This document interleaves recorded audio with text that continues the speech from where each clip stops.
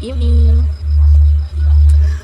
Mukuha ang koron sa akong Paris, akong partner. So ako, atong pakuratan.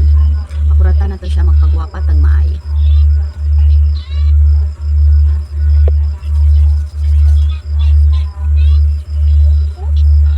Wait naman. 8 o'clock man kuno siya mugawas. So pakuratan nato siya. Magpagwapa jud ka kay dili man jud ko kapagwapa. Kumukuha ko niya. So karon kay magpakuha man siya kay nag-overtime siya. So atong pakuratan pagwapa tag maayo.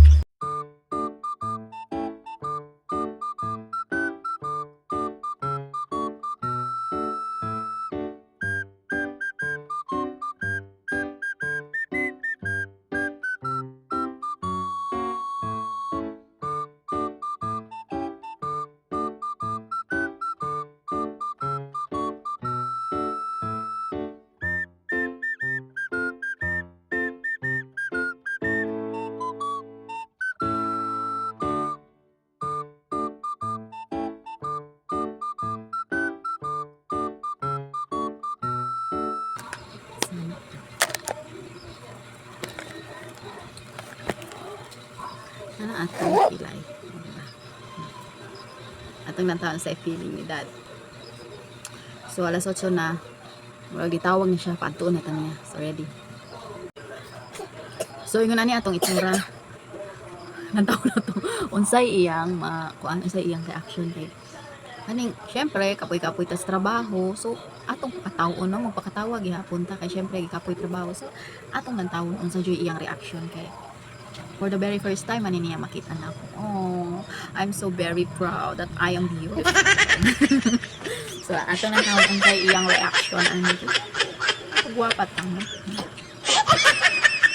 So mo ato na ta kay nag-chat na siya nga pakuha na siya. Let's go.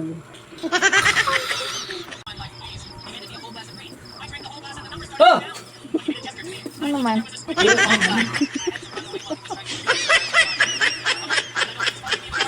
Ay, pagkaulang daw. Niadto ko ganiha dito sa imong kuan opisina. Ito oras. Karon ra ni uli nako.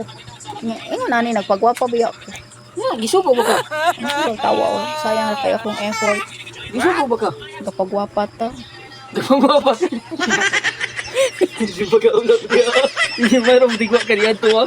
Nagkaulang ka? Asa niya ni? Asa problema ani? Asa problema diya ni akong nawong? Siya pa ka ba? Pagwapa na ko. Klaro nga. Abi Ay, kay tawag mami te. dili diya ka maka-appreciate ani akong kagwapa. Ulaw ka mo.